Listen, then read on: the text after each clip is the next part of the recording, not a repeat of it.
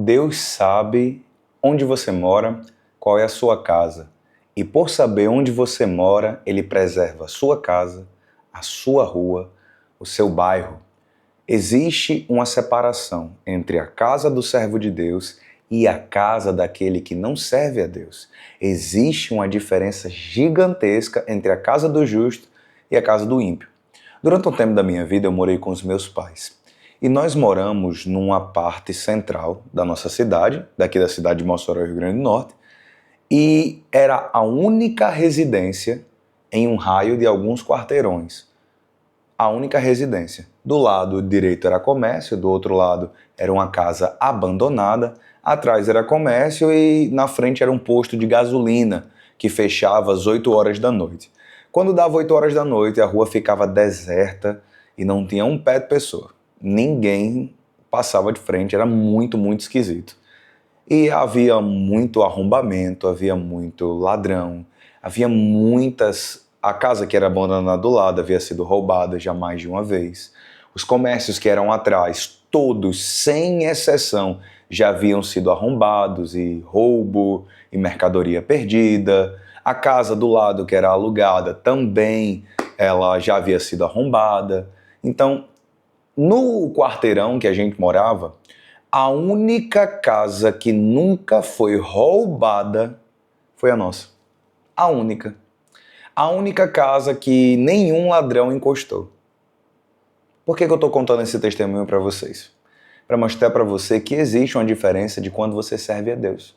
Não estou dizendo que você está isento de furto, isento de roubo, isento de passar por males.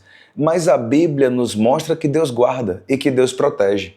Nós devemos crer que Ele é guardador do seu povo e que apesar de uma praga ser enviada sobre todo o mundo, Deus guarda os seus. Eu lembro de uma frase muito forte que eu ouvi uma vez de uma grande mulher de Deus que eu respeito bastante. Ela disse: Deus não precisa de uma doença para me matar. Rapaz, foi muito forte. Ela falou isso na época do Covid-19 e eu tomei isso para mim. Se o Senhor acha que a minha estadia aqui na Terra já se encerrou, já se concluiu, e o que eu preciso fazer eu já concluí, então Ele vai me levar. E essa postura fez eu olhar e dizer, poxa, é a mais pura verdade. Se você vai passar por algum processo, se você vai passar por alguma cirurgia, se você vai passar por algo, você tem que ter noção. Rapaz, espera aí, Deus não precisa disso daqui para me matar. E quando eu ouvi isso, eu digo que faz todo sentido.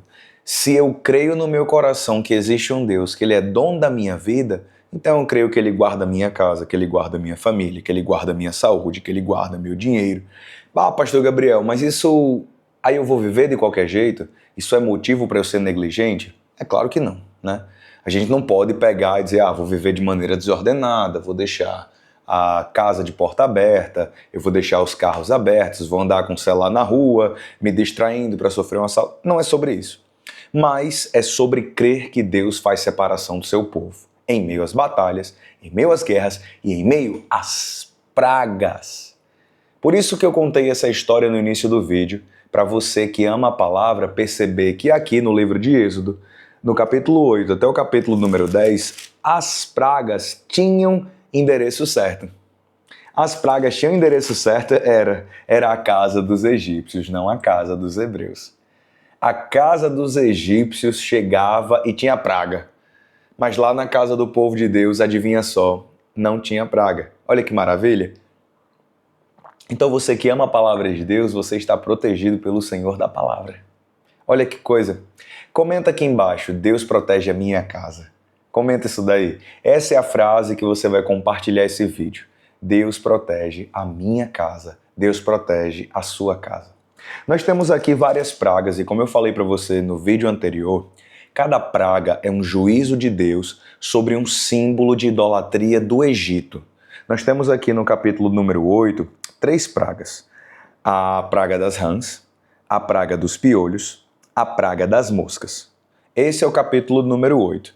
As rãs é Deus tocando no cotidiano dos egípcios. Deus tocava, na Bíblia fala que Deus tocou, havia rãs nas amassadeiras, havia as rãs nos quartos, havia rã sobre a cama, havia rã nos fornos. Você abria o forno, lembra que antigamente era forno a lenha, né? Eles tinham os fornos de barro e quando ia colocar a lenha ou preparar a comida, tinha sapos e rãs lá. Era Deus tocando na vida dos egípcios, no cotidiano da vida deles. A segunda praga é a praga dos piolhos, né? O Senhor disse a Arão e a Moisés, verso de número 16: Diga a Arão que estenda seu bordão e bata no pó da terra para que se transforme em piolhos por toda a terra do Egito. Eles assim fizeram. Arão estendeu a mão com seu bordão, bateu no pó da terra e houve muitos piolhos nas pessoas e no gado. E todo o pó da terra se transformou em piolhos por toda a terra do Egito. Você vai perceber que alguns sinais, quando o Nilo se transformou em sangue, quando houve a praga das rãs, os magos do Egito puderam reproduzir. Eu não sei se você já percebeu isso, ou lendo você se tocou desse pequeno detalhe. O que a gente aprende com isso daqui? O inimigo, o diabo, tem um poder. Ele não é desprovido de poder. Existem potestades, existem domínios, existem principados.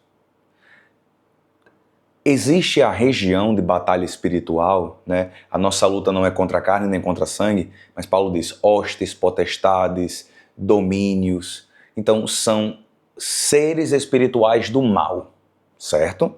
E eles têm um determinado poder, eles têm certa influência. E saber que ele tem poder é sinal que o inimigo batalha. Mas eu também tenho que saber que Deus tem todo o poder. O grau de poder do inimigo não é infinitamente menor do que Deus. É nada comparado ao de Deus. Porque apesar das hostes, das potestades, do mal nas regiões celestiais, dos domínios, dos seres, terem certo tipo de poder e conseguirem operar, o poder de Deus é soberano. Pastor, por que você está sendo tão enfático nisso? Porque a gente precisa crer na palavra de Deus.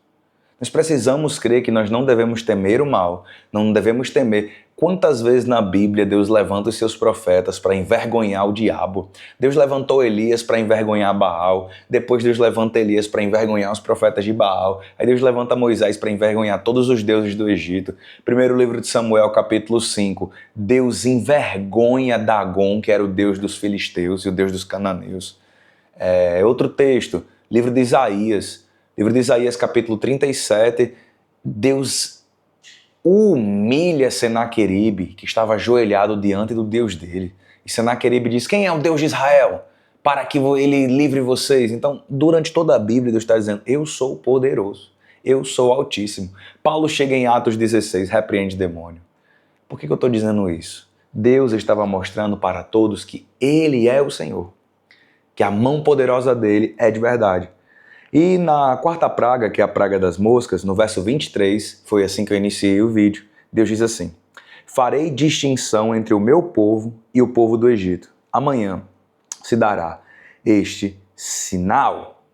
Deus, quando manda a praga das moscas, tinha sol na terra dos egípcios. Deus estava fazendo clara separação, mostrando que ele guarda os seus. Eu lembro que quando eu peguei Covid, tem até um vídeo aqui no canal falando sobre o Covid e a thumbnail assim, eu peguei Covid e não estou com medo. Por que não estou com medo? Porque a nossa vida está entregue a Deus.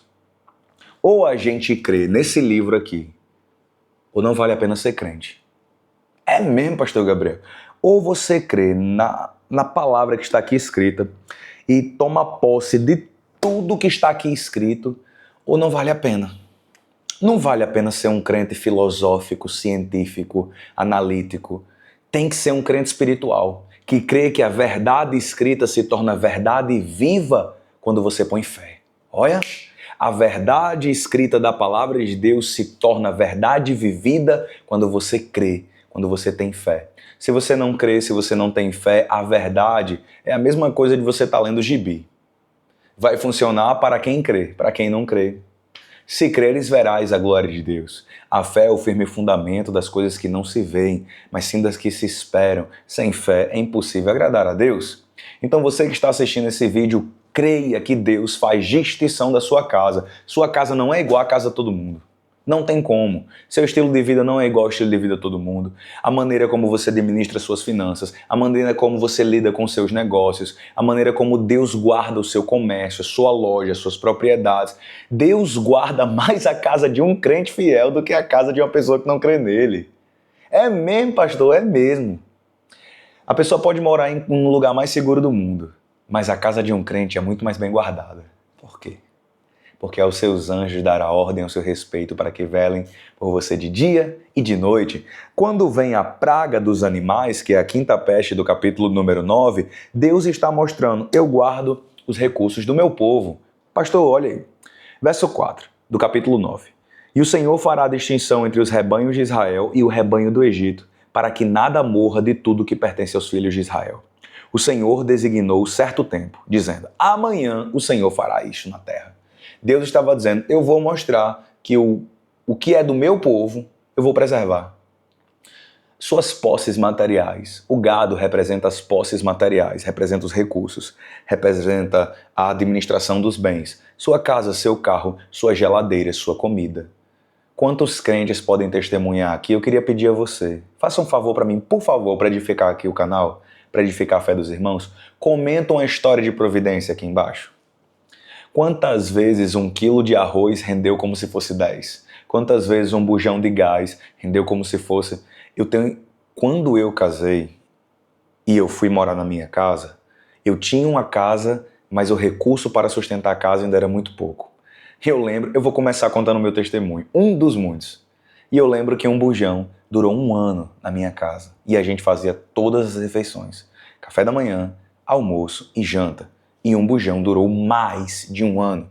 Não lembro se foi 1 ano e 1 mês, 1 ano e 2 meses, mas a gente passou mais de 1 ano morando na casa com um bujão.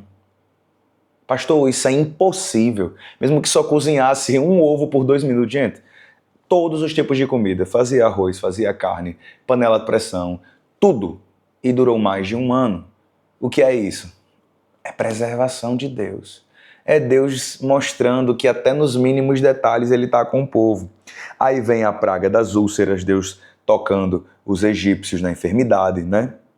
A 7ª praga, que é a praga da chuva de pedras, onde Deus manda literalmente chuva de pedras do céu para destruir as plantações, destruir o gado.